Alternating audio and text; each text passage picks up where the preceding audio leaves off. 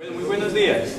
Vamos a iniciar. Entonces, hoy vamos a ver el tema y la invitación que se hizo es de los equipos que hacen la diferencia, y el tema que vamos a trabajar hoy es un tema relacionado con la innovación, pero con un enfoque que tiene que ver con lo humano, con lo psicosocial, con los asuntos de la gente que pueden favorecer la innovación. La presentación va a estar a cargo de Lina Guevara. Lina es psicóloga de la Universidad Católica de Pereira, además de eso es especialista en gerencia del desarrollo humano de la Universidad de AFIT y está haciendo también la maestría en esa universidad, y es también docente de la Universidad Católica de Pereira, también docente de posgrado en una universidad acá. ¿Cuál es la universidad acá?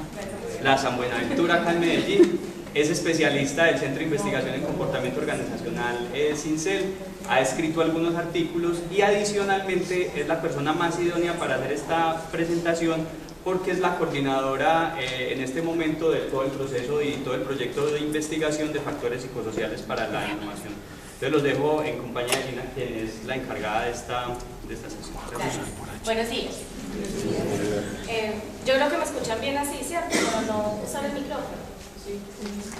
Buenos días. Bueno, para los que no nos conocen mucho, CINCEL es una organización de base científica que ofrece servicios de diagnóstico, de consultoría, de acompañamiento a la intervención, de capacitación y demás a algunas empresas en el país y en Latinoamérica.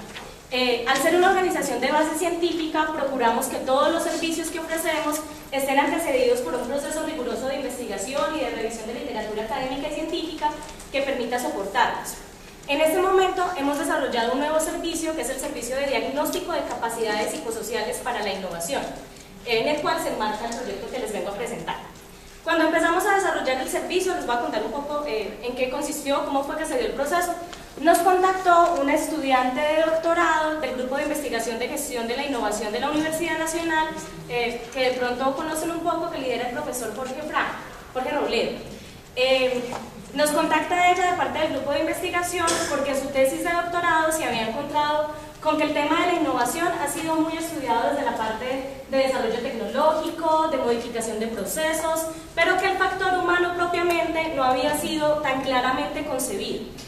Como en CINCEL la mayoría somos psicólogos, todo el equipo de proyectos, y tenemos cierta experiencia en medir esos factores humanos en la organización, pues ella consideró que podríamos ser un buen apoyo e hicimos una alianza para empezar a estudiar el tema en las organizaciones.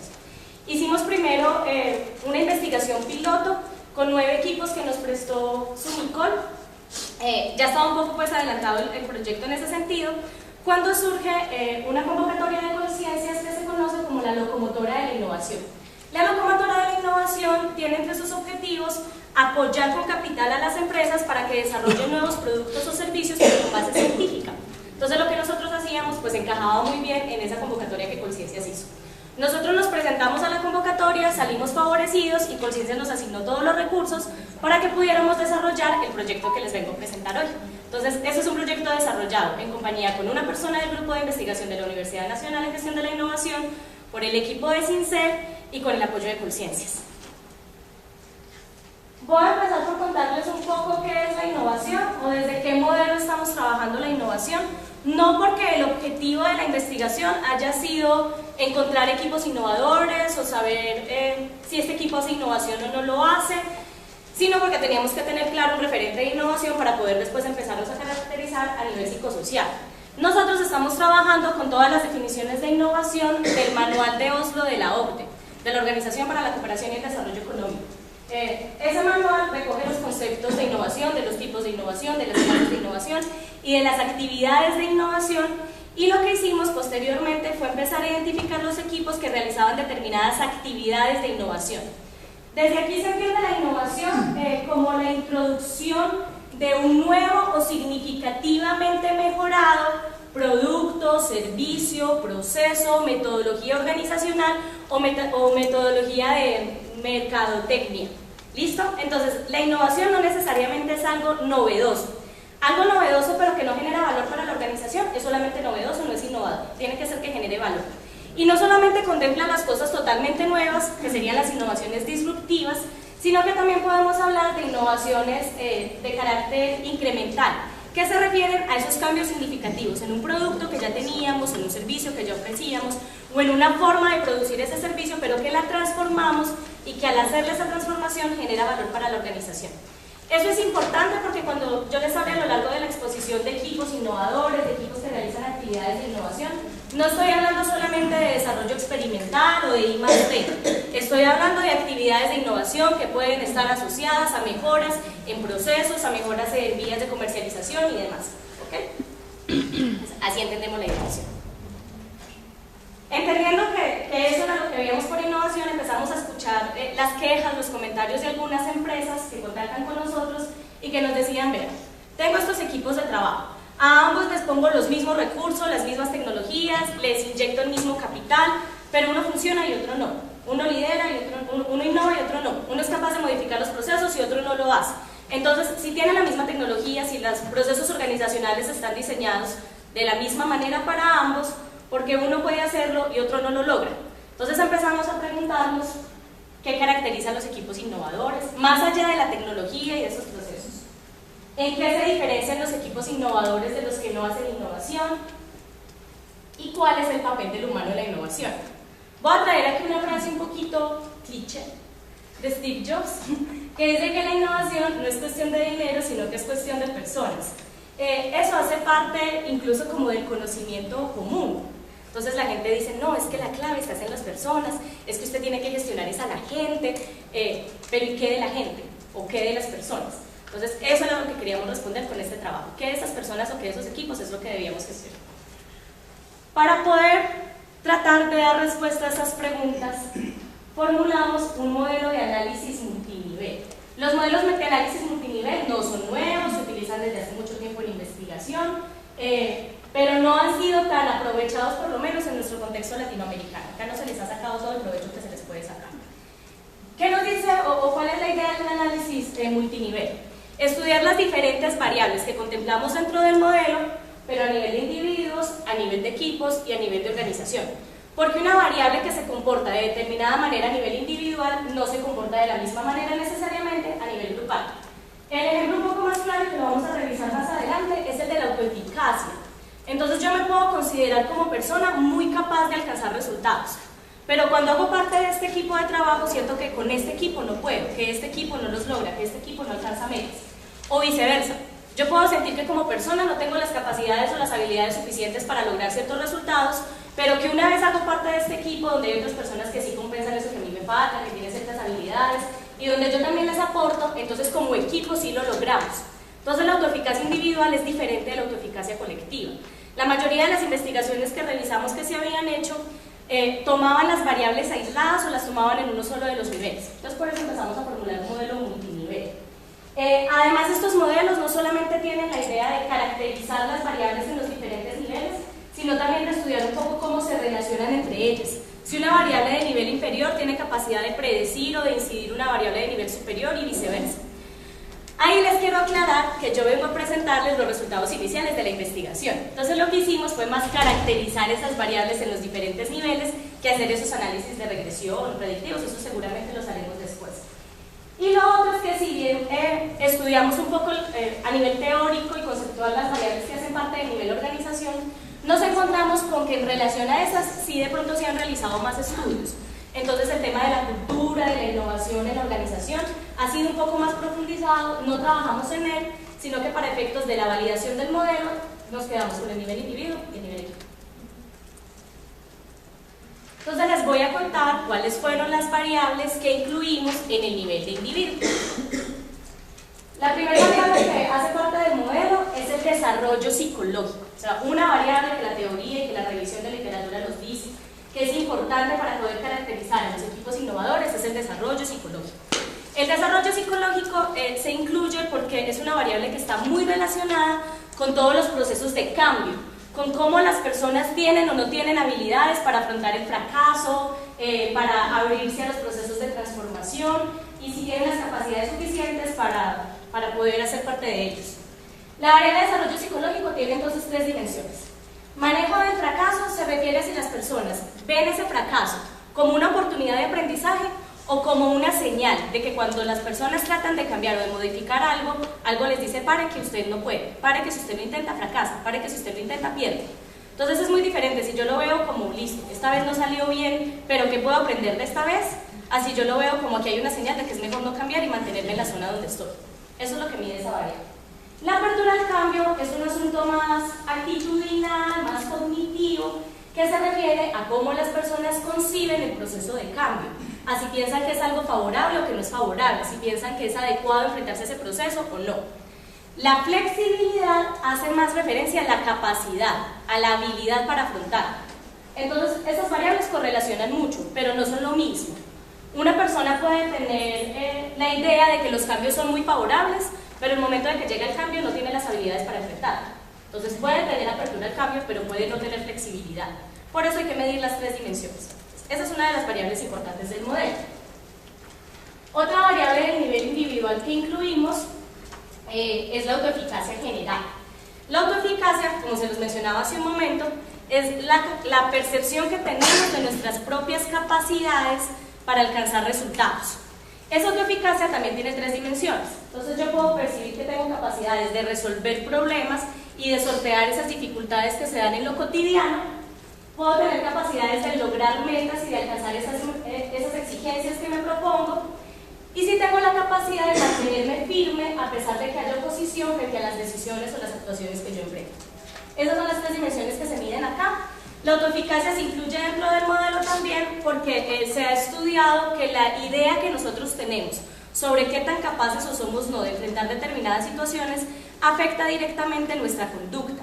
Entonces nuestra conducta está predeterminada por lo que primero creemos que vamos a lograr o no vamos a lograr con esa conducta. Un ejemplo, no sé, un poco cotidiano. Si yo creo que yo tengo habilidades para bailar y que yo puedo aprender a bailar fácil y a mí me ofrecen unas clases de baile, pues entonces yo me meto a las clases de baile porque yo sé que tengo habilidades para eso y que lo puedo lograr. Si yo creo que yo soy la persona más tiesa del mundo y que si me pongan el mejor profesor yo no voy a aprender a bailar y a mí me ofrecen unas clases de baile, ¿qué han dicho para qué voy? ¿A qué voy a perder el tiempo ya si yo no soy capaz de aprender a bailar? Entonces mi conducta y si yo afronto o no afronto el reto depende de lo que yo crea que pueda lograr con eso. ¿Listo? La autoeficacia general es un buen predictor de las conductas en general de desempeño, de afrontar los procesos de cambio y demás. Pero la autoeficacia también se puede estudiar a nivel específico. O sea, si yo soy autoeficaz con relación al baile, si yo soy autoeficaz con relación, no sé, a hacer exposiciones. Pero entonces nosotros, de todas estas, decidimos estudiar la autoeficacia creativa. Bueno, ¿por qué no la autoeficacia de innovación? Porque desde el modelo que estamos trabajando se concibe que la innovación es un asunto de los equipos o de las organizaciones. Una persona por sí solita no es innovadora. Lo que le corresponde al nivel de las personas es la creatividad. Entonces la persona tiene la capacidad de generar nuevas ideas, de proponer nuevas cosas, de sugerir un cambio. Pero quien logra materializar eso para que finalmente genere retorno y genere valor para la organización, pues es el equipo o la organización. Entonces a nivel individual medimos autoeficacia creativa, que se refiere a qué tan capaz se creen las personas de proponer esas nuevas ideas. Y tenemos otra variable que se llama engagement. El engagement es un vínculo positivo, afectivo con la tarea, con la labor que yo realizo. Difiere del concepto de compromiso organizacional por 2 cosas. Primero, porque el engagement tiene una connotación netamente positiva. Y segundo, porque el compromiso, o cuando se habla teóricamente del concepto, se refiere más a un vínculo con la organización. Y yo puedo estar comprometido con la organización sin estar apasionado por la tarea o viceversa. Un ejemplo clásico que suele pasar mucho es el de la población de docentes o de médicos. Yo puedo querer muchísimo, por allá me voy a la cabeza. Yo puedo querer muchísimo la docencia y amar el trabajo de docente, pero tener muchos conflictos con la universidad en la cual trabajo o con la escuela en la cual trabajo, porque no me gustan sus políticas y demás. Entonces acá estamos estudiando el vínculo con la tarea, el vínculo no con la organización, sino con lo que yo realizo. Ese vínculo está caracterizado por vigor, dedicación y absorción. Bueno, y se incluye dentro del modelo porque se ha estudiado que cuando las personas están absortas en la tarea, tienen mejores niveles de desempeño y tienen mayores posibilidades de generar ideas. Incluso neurobioquímicamente, el cerebro funciona un poco diferente cuando la persona está apasionada por lo que está haciendo y está absorta en eso, que cuando el trabajo le genera tensión negativa. Cuando uno está muy tensionado negativamente con el trabajo, se bloquea. Cuando uno está engaged con el trabajo, surgen nuevas ideas. Entonces, por eso estudiamos también esta variable. Y tenemos una última variable del nivel individual, gracias, que es el clima psicológico de aprendizaje. El clima se refiere siempre a las percepciones que la gente se forma en relación con algunas variables, algunos aspectos, en este caso de la organización. Para este caso, entonces, el clima psicológico de aprendizaje es si la gente percibe que el ambiente de trabajo le posibilita aprender, si percibe que el entorno, que la dinámica organizacional, que la forma en que se dan los procesos y demás, sí le permite aprender.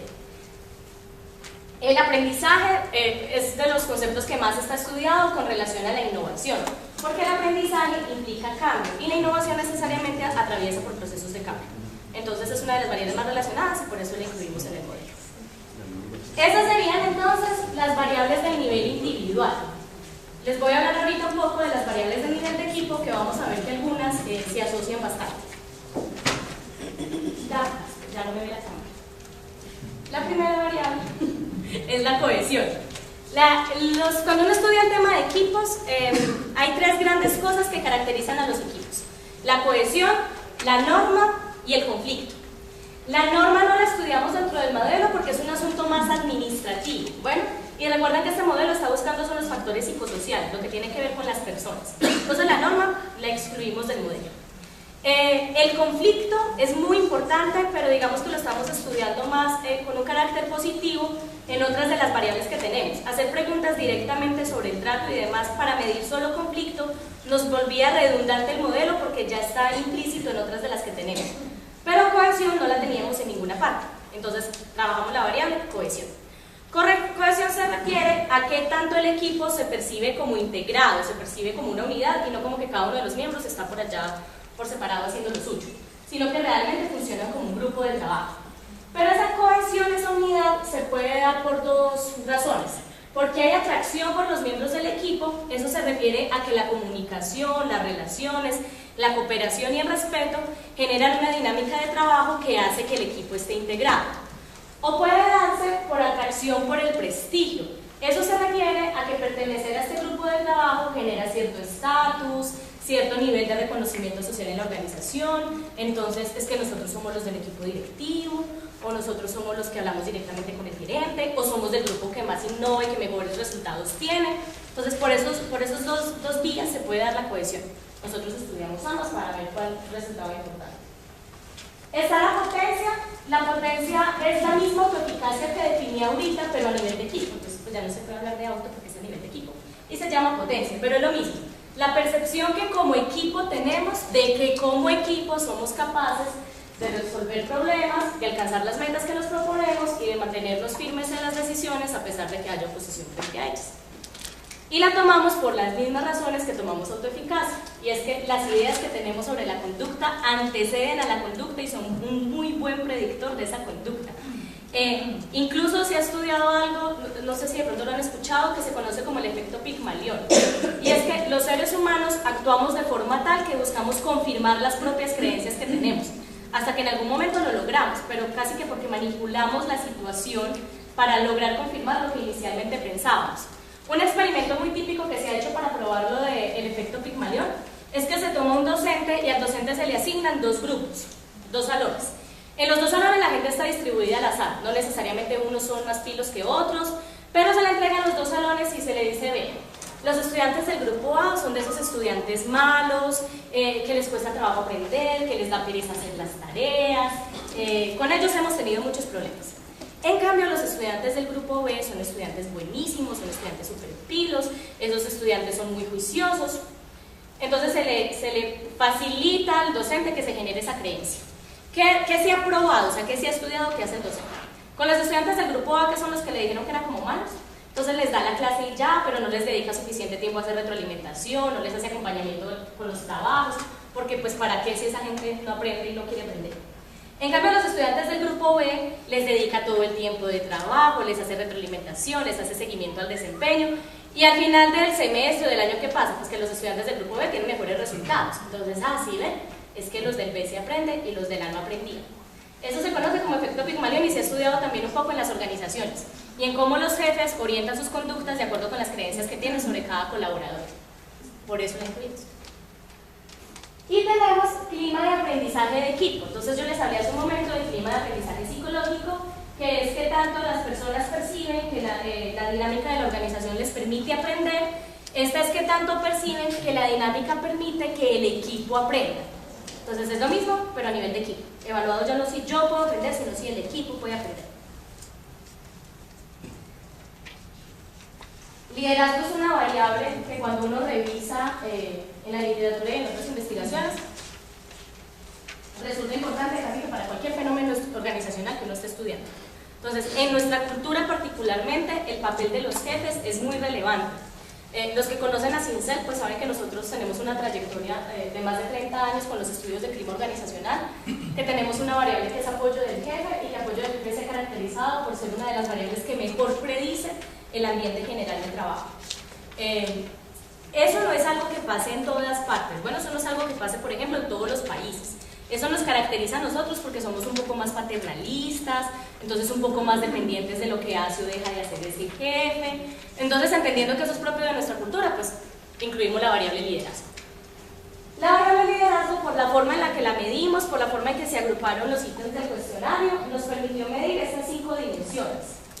Previsión se refiere a si se percibe que el líder tiene la capacidad de prever, de analizar, de darse cuenta de los efectos o de las consecuencias que tienen las decisiones que él toma. ¿Listo? Entonces, ¿es un líder que toma decisiones a la ligera o es un líder que hace un análisis riguroso y sí se da cuenta de las consecuencias que tiene eso? Pero además es un líder que comparte esos análisis con el equipo. No solamente, se llama previsión, pero no solamente si el líder sí puede prever o no, sino si además comparte ese análisis con el grupo.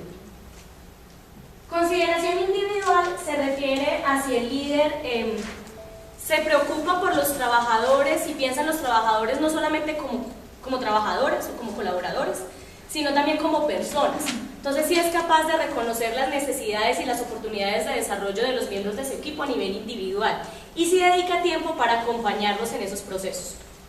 La consideración por el desarrollo es similar, pero es más a nivel de grupo. Entonces, ¿qué tanto el líder se preocupa por desarrollar las habilidades del equipo y por propiciar el desarrollo de fortalezas, pero del grupo en general, no como en esa relación del 1 a 1? Motivación inspiracional se refiere hacia el jefe o el líder propone una visión optimista del futuro, si sí le presenta al equipo metas retadoras y si sí los orienta al alcance de las mismas. Y la influencia idealizada se refiere hacia el líder, es un referente, es un modelo a seguir y si genera orgullo en los colaboradores. En algunas teorías como la de liderazgo transformacional, hay un aspecto que se llama carisma, que se refiere mucho a esto y que ha demostrado tener mucha relación con los equipos que pueden realizar innovación. Entonces, esas son las variables. Como una variable un poco más de enlace entre el nivel de individuo y el nivel de equipo, tenemos la variable de roles. Entonces, los roles se refieren a cuál es la contribución que caracteriza a cada uno de los miembros del equipo dentro de ese grupo de trabajo. Tomamos el modelo de Belbin, desde el modelo de Belbin se definen 9 roles. Entonces, vean, las personas pueden estar caracterizadas por alguno de estos 9. No significa que no hagan tareas relacionadas con los otros, sino que su aporte principal, el eje de su actuación, se relaciona con uno de esos roles. A diferencia de todas las demás variables, cuando uno habla de roles, uno no mide nivel de. Entonces, si yo estoy hablando de cohesión, por ejemplo, voy a hablar de qué tanta cohesión tiene el equipo, si tiene mucho, si tiene poquito. Pero cuando yo hablo de roles, no voy a buscar si la persona es muy cerebro o es poquito monitor, no. Sino que voy a buscar es cuál es el rol que la caracteriza. Es una variable más categórica que una variable de magnitud. Bueno, por la forma en la que la medíamos nos permitía identificar si a esta persona la caracteriza efectivamente uno de los roles dentro del equipo o si la persona no tiene un rol específico. Pasa mucho que a veces nos consideramos muy buenos para todo. Entonces, por ejemplo, si nos preguntan en un cuestionario de este tipo, a todo le ponemos que sí hacemos y en todo nos ponemos la puntuación que me permita poner el cuestionario. Y eso no es del todo cierto. Bueno, hay que revisar si realmente estamos haciendo de todo, si no hemos podido encontrar realmente cuál es nuestro rol, si estamos en un equipo donde no está clara cuál es nuestra contribución, pero tenemos muchas personas que no se ubican en uno de los roles. Desde la teoría de Belbin, los roles pueden ser cerebrales, orientados a la acción u orientados a las personas. Voy a describir brevemente qué consiste cada uno de ellos. Entonces, el cerebro es el que tiene la chispa y propone la idea nueva, al que se le ocurre la idea brillante. Más allá de si sabe cómo ejecutarla o no sabe, si tiene los planes de acción para aterrizar esa idea o no, es el que se le ocurre la idea y la propone. El monitor es el que sopesa, el que evalúa las implicaciones de esa idea, de las decisiones que se van tomando, de las actuaciones que se van llevando a cabo. El especialista es el que aporta al grupo desde su conocimiento y desde su saber específico. Entonces, no sé, yo soy experto en metodología, yo aporto cuando hablan de metodología y trato de con los otros temas no involucrarme mucho. En los orientados a la acción tenemos el impulsor, como su nombre lo dice, es el que da la pauta de salida para que el proyecto, para que el trabajo arranque, es el que logra inyectarle a ese grupo la energía para que puedan iniciar. El implementador es el que coge la idea y la aterriza en planes de acción específicos, le delimita fases, le pone tiempos. El finalizador, aunque suena como al que termina la tarea, no necesariamente es el que la termina, sino el que la pule, el que se fija en esos detalles, el que la afina. Entre los orientados a las personas está el coordinador es el que delega funciones, el que asigna roles, el que sabe cada uno para qué es bueno y entonces los va orientando.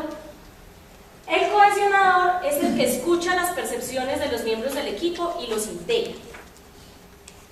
Y el investigador de recursos, yo lo defino un poco más como esa persona que sabe hacer lobbying, entonces es un rol más hacia afuera, entonces sabe ir, buscarse la gente importante, la que aporta, la que es clave para que nos dé recursos para este proyecto o para que nos haga publicidad o demás. Esos son los roles.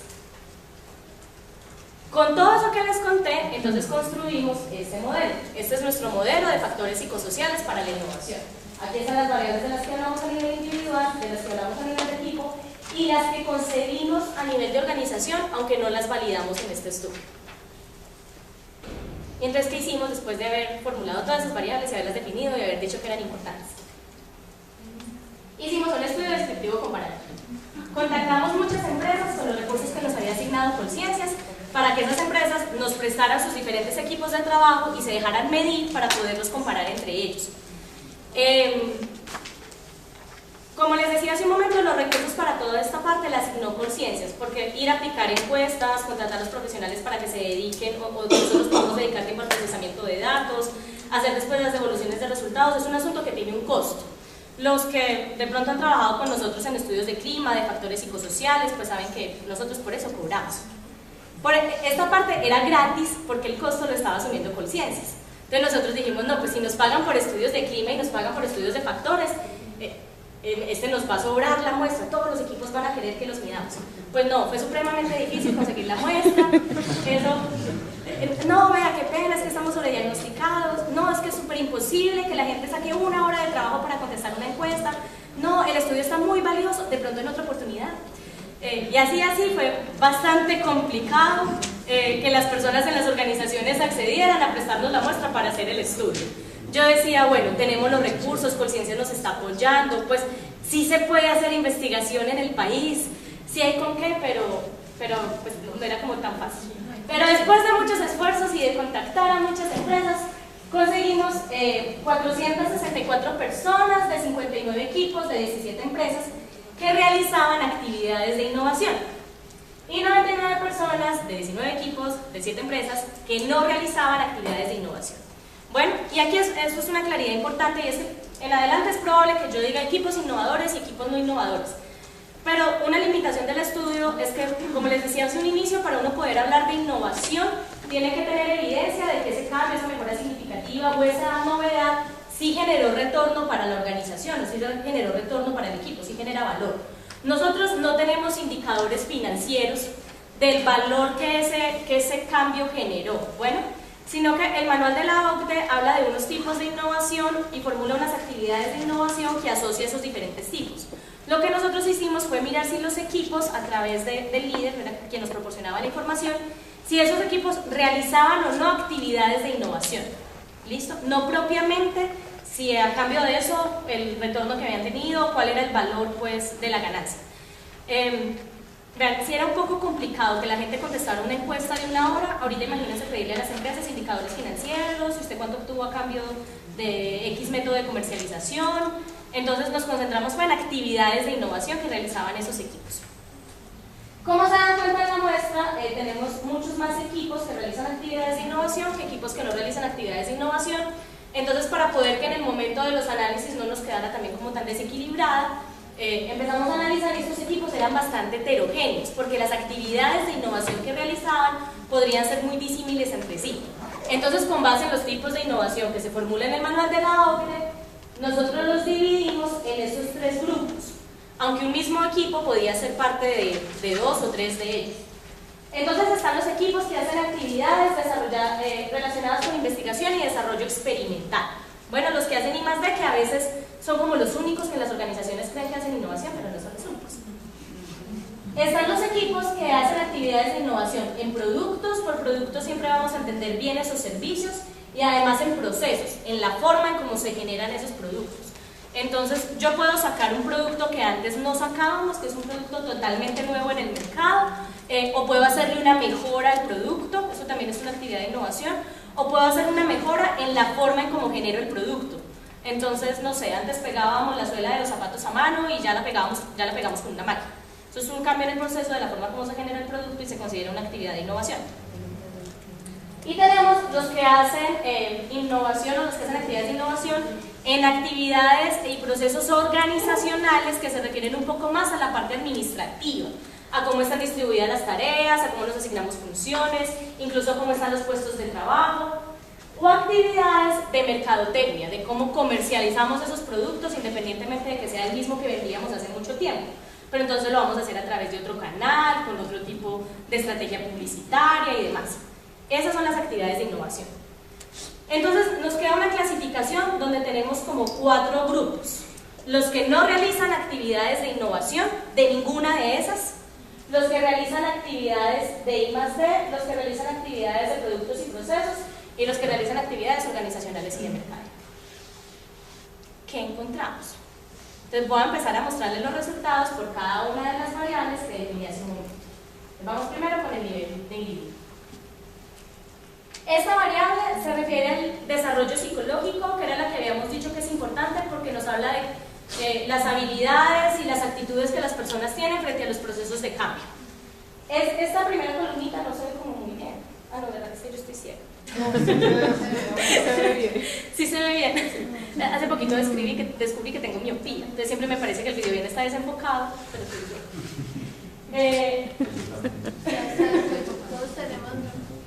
El indicador de desarrollo psicológico es el total de la puntuación de la variable, y acá están las 3 dimensiones: apertura al cambio, flexibilidad y manejo del fracaso. Y las barritas siempre las vamos a ver de la misma manera. Entonces, la primera barra es el total, el promedio de los equipos que hacen actividades de innovación, independientemente del tipo de innovación que realicen. La siguiente es los que hacen I+D, o contratan I+D porque también se considera una actividad de innovación. La siguiente es los que hacen actividades de innovación en productos y procesos. La siguiente los que hacen actividades de innovación organizacionales y de mercadeo. Y la moradita va a ser siempre la barra de los que no realizan ningún tipo de actividad de innovación. Entonces, así mirándola en un primer plano, con análisis nada más descriptivos, nos está diciendo que los que no realizan actividades de innovación tienen puntuaciones más bajas en todas las dimensiones del desarrollo psicológico con respecto a los que sí las realizan. Cuando uno está haciendo análisis estadísticos, lo primero que uno hace por lo general es sacar los promedios, que eso es lo que estamos viendo en las barras, los promedios. Pero eso no es suficiente, porque los promedios muchas veces no dan cuenta bien de cómo está funcionando el equipo. Bueno, el típico ejemplo es que si yo me como 2 pollos y usted no se come ningún pollo, entonces es como si cada uno se hubiera comido un pollo. Pero decir que cada uno se comió uno no refleja bien lo que está pasando con esas 2 personas. Entonces hay que hacer análisis de estadística inferencial para saber si eso que estamos viendo es más producto del azar, de que los datos están como muy regados, o si es algo que realmente me está caracterizando a los grupos. Entonces, como este es un estudio comparativo, uno hace análisis para ver si existen diferencias estadísticamente significativas o no. Es decir, si el hecho de que yo esté viendo esta barrita más bajita significa que de verdad hay una diferencia entre las personas que están agrupadas en esa barrita y las personas que están agrupadas en las otras, o si esa diferencia es más producto del azar y que una gente que contestó muy alto y otra gente que contestó muy bajo y me distorsionó el valor de la media.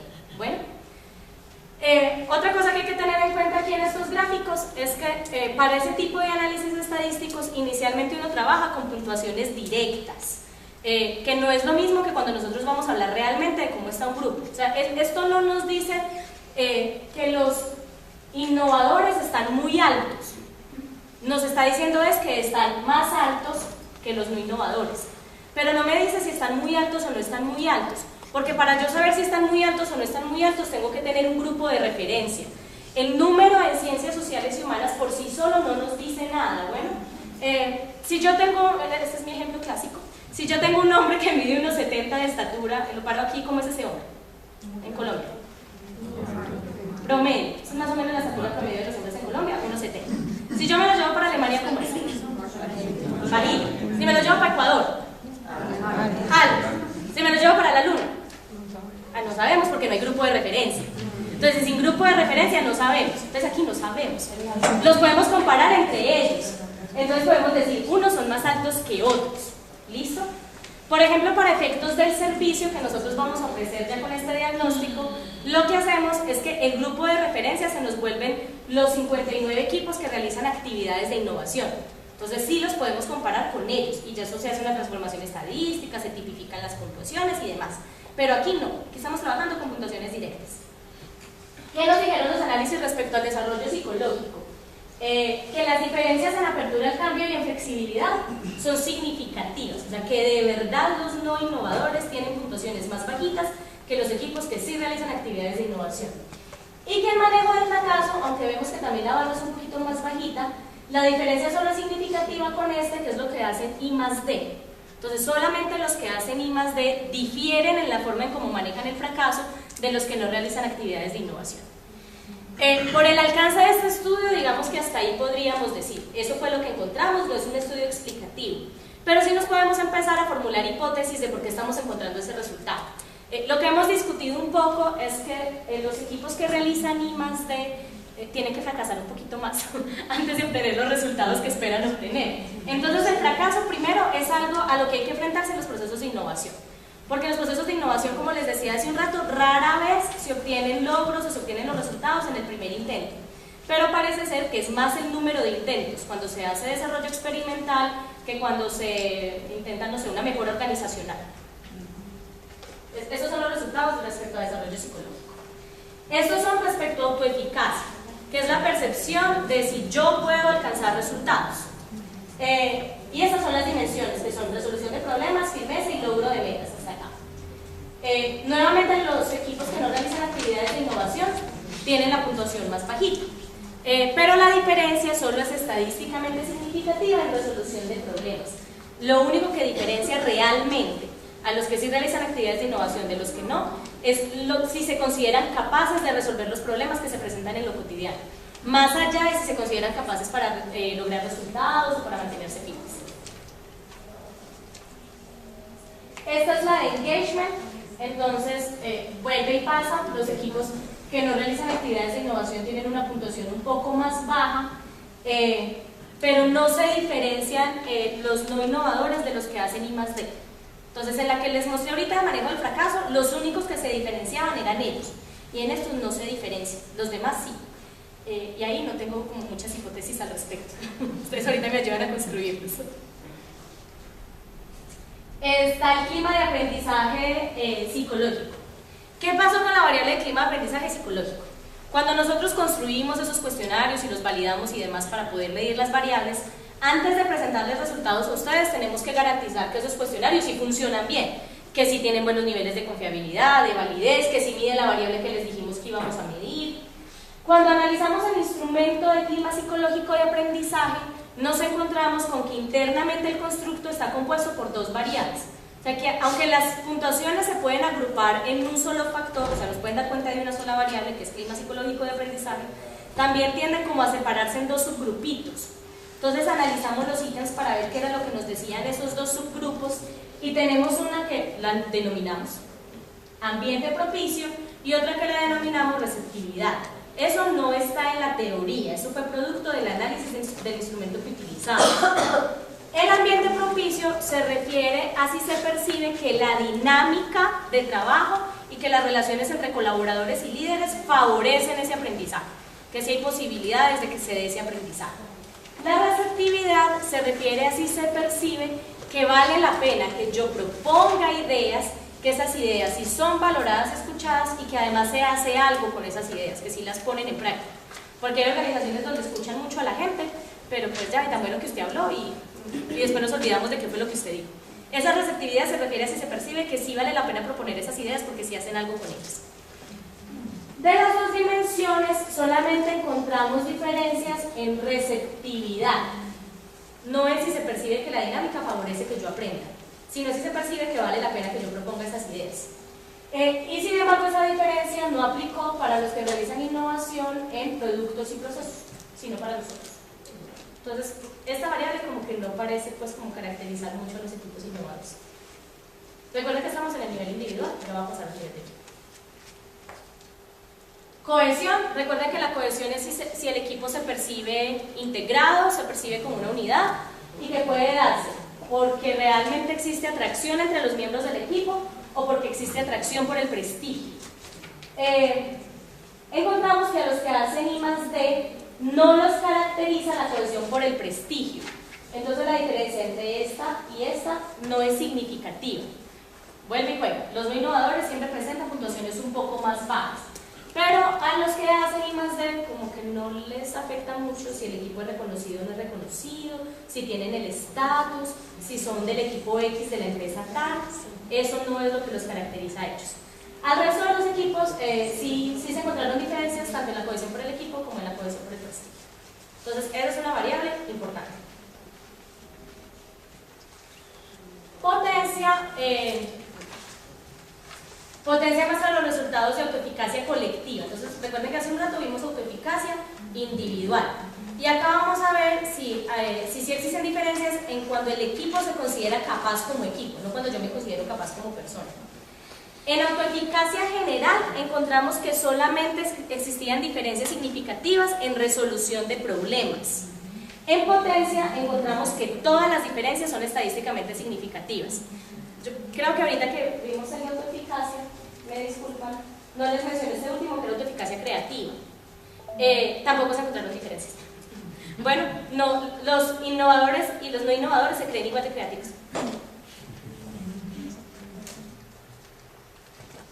Pero en potencia sí se encontró que todas las dimensiones caracterizan a los equipos innovadores porque los diferencian de los que no realizan actividades de innovación. Y esa es una de las ventajas de los modelos multinivel, porque es la misma variable, lo que pasa es que está fraseada de forma diferente. Y ya nos está diciendo que eso que no tenía tanto impacto a nivel individual, sí tiene impacto cuando se mide a nivel de equipo. Clima de aprendizaje de equipo. Entonces hace un momento hablamos del clima psicológico de aprendizaje, que es si el ambiente propicia que yo aprenda. Y acá es si propicia que el equipo aprenda. Y cuando analizamos el equipo, todas las diferencias son estadísticamente significativas. Que recuerden que no pasó lo mismo en el nivel individual.